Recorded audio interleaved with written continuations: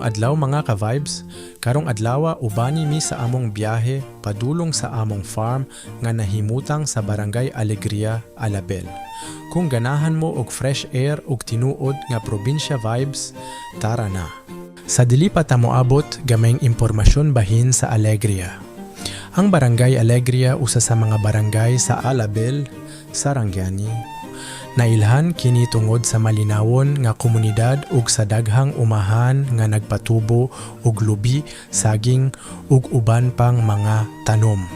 Ang panguma mao'y usa sa mga nagunang panginabuhian sa mga tao dinhi. Samtang nagpadayon ta sa biyahe, makita nato ang luntian nga palibot, mga kahoy nga lubi ug saging nga naglinya sa kilid sa dalan. Presko kaayo ang hangin, hilom ang palibot, ug layo gyud sa kasaba sa syudad. Bisan mo agi ta sa gamay ug medyo rough nga dalan, mas ma-appreciate nato ang natural nga katahom sa lugar. Mao gyud ni ang usa sa mga nindot sa probinsya. Simple ang kinabuhi, malinawon ang palibot ug makarelax ka sa matag biyahe. Padayon lang mogkuyog na mo kay sa sunod nga parte abot na ta sa among farm ug atong suroyon ang lugar. Let's go!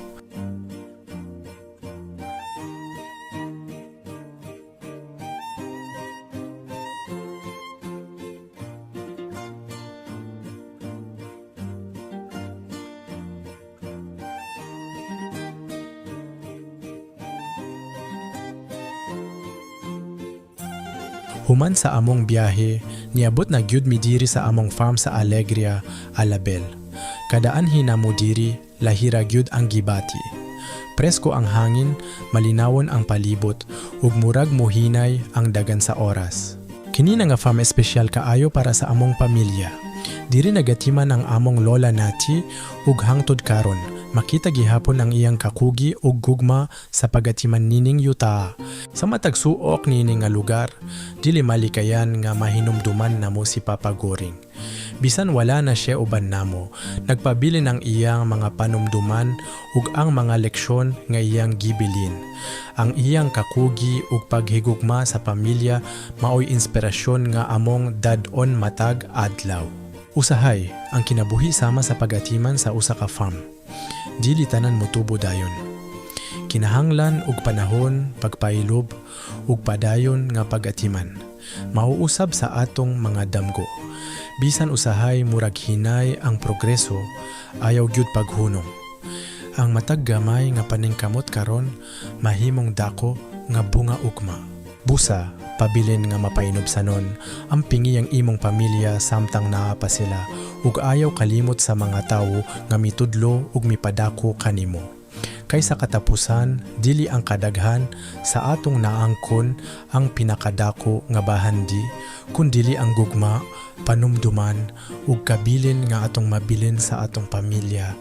Tara, suryon nato ang among farm ug himuon nato ang bag-ong mga handumanan.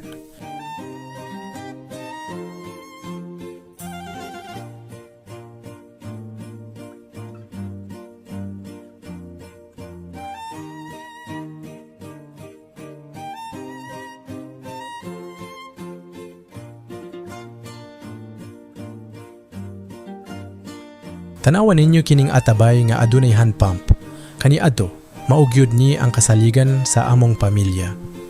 Kinahanglan pagyud magbomba og kusog aron makakuha og tubig para sa pangluto, panghugas, pagkaligo ug bisan pang inom. Makita nimo diri kung unsa ka simple ang kinabuhi sa una, pero puno sa paningkamot ug panaghiusa. Para namong mga batang 90s, daghan kaayong mga butang nga dili na kaayo makita karon.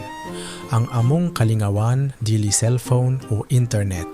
Magdula mig luksong baka, tumbang preso, tagu-taguan, syatong ug magdagan sa uma hangtod sa pagsalop sa adlaw.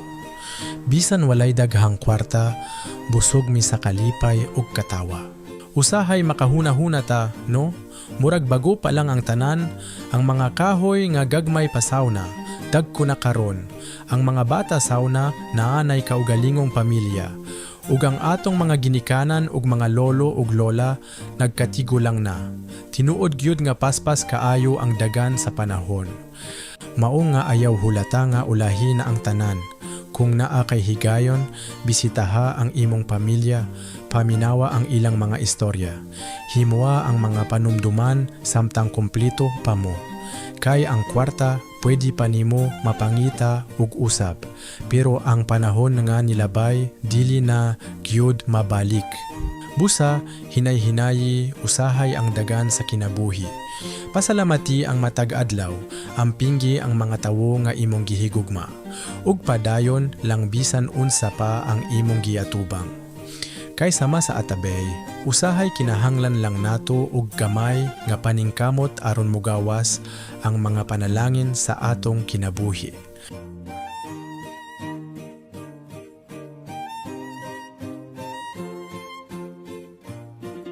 Panahon na pud sa pagkopras, ug makita ninyo nga nagtinabangay ang among pamilya sa lugit sa lubi.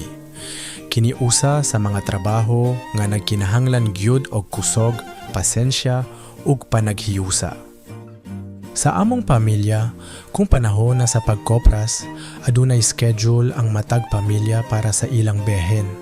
Human maibaligya ang kopra, didto pa mahibal-an ang bahin sa matag usa, human na usab kuhaon ang labor ug uban pang expenses. Mao nga importante gyud ang pagsinabtanay ug pagtinabangay aron hapsay ang trabaho. Usahay, kung mahal ang presyo sa kopra, paldo gyud ug murag na bayran ang tanang kahago.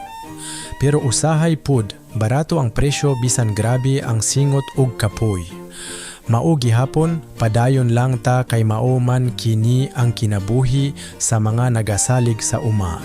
Kini usa ka pahinumdom nga ang maayong kaugmaon dili makita sa usa lang ka adlaw. Sama sa pagkopras, ang bunga sa atong paningkamot moabot kung dili ta kapoyon ug magpadayon bisan unsa kalisod sa kinabuhi.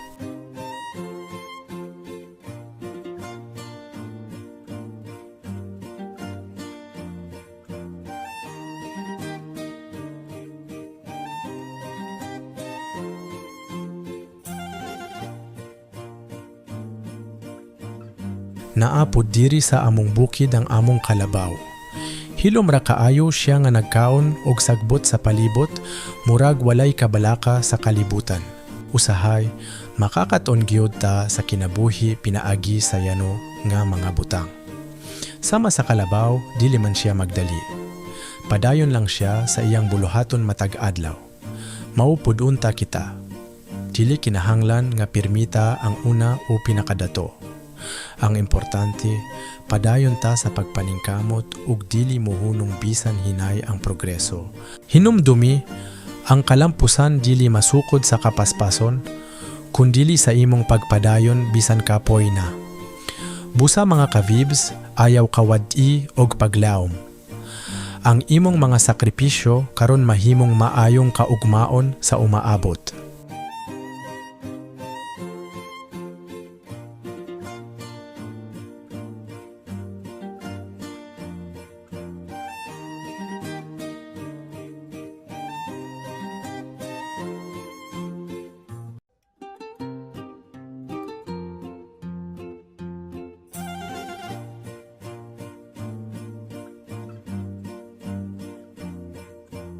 Tanawa kining dagkong pungpong sa kawayan, dili lang ni pampanindot sa palibot, dakupod nigtabang sa kinaiyahan. Ang gamot sa kawayan makatabang, pagpugong sa pagkaanod sa yuta, labi na kung ting-ulan. Ang mga tukog niini magamit sa pagtukod og balay, bakod, lingkuranan, ug bisan sa paghimo og mga handicraft. Ang mga batanong tubo sa kawayan o labong, lamipod kaayo nga sudan. Kung paminawon nimo ang tingog sa hangin nga moagi sa mga dahon sa kawayan, murag nagpahinumdom nga usahay kinahanglan lang pud ta mohinay sa kinabuhi.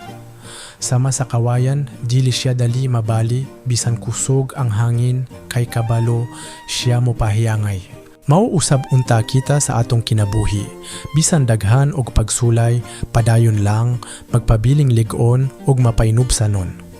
Ang kalampusan dili sukdon sa kapaspas sa pag-abot, kundili sa pagpadayon bisan kapoy na. Padayon lang ta mga ka-vibes kay ang tanan nga paningkamot adunay bunga sa hustong panahon. Diri sa among bukid, gawas sa mga nindot nga talan-awon, makakita pud mo sa among mga manok nga nagalaroy-laroy og nangita og pagkaon sa palibot. Lahira gyud ang kahayahay sa kinabuhi sa probinsya.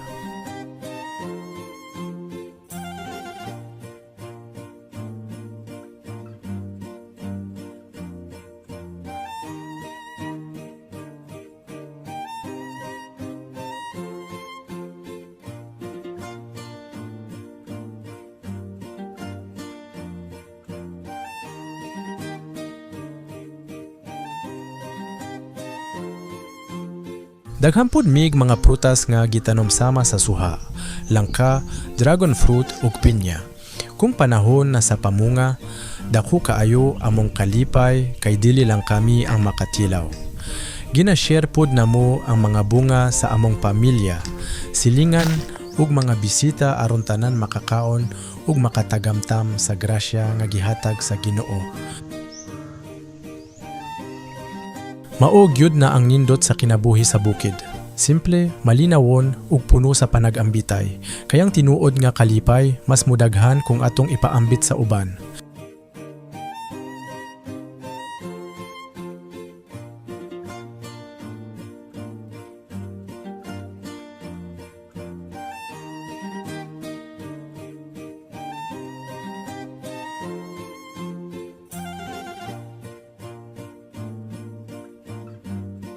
Naadiri si Mama Nettie oras na pud sa pagpakaon sa iyang mga manok. Tanawan ninyo, excited kaayo sila ug dagan dayon padulong sa pagkaon. Ang mga manok diri kay puro native. Dako silag kaayohan kay gipadako sa natural nga pamaagi ug kasagaran makapangita pud sila og pagkaon sa palibot. Mao nga lami kaayo ang ilang karne, humok ug puno sa natural nga lasa. Nindot kaayo tan-awon ang kinabuhi sa probinsya, sayo mata, amuma sa mga hayop, ug pagkinabuhi nga simple pero malinawon. Mao ni ang mga butang nga makapahinumdom nato nga ang kalipay dili kanunay makita sa kadagaya, kundili sa pag-apresyar sa yanon nga kinabuhi. Kung ganahan mo makakita pa og daghang vlog sa among bukid ug probinsya life, ayaw kalimot og like, follow ug share. Daghang salamat ug magkita-kita ta sa sunod nga video.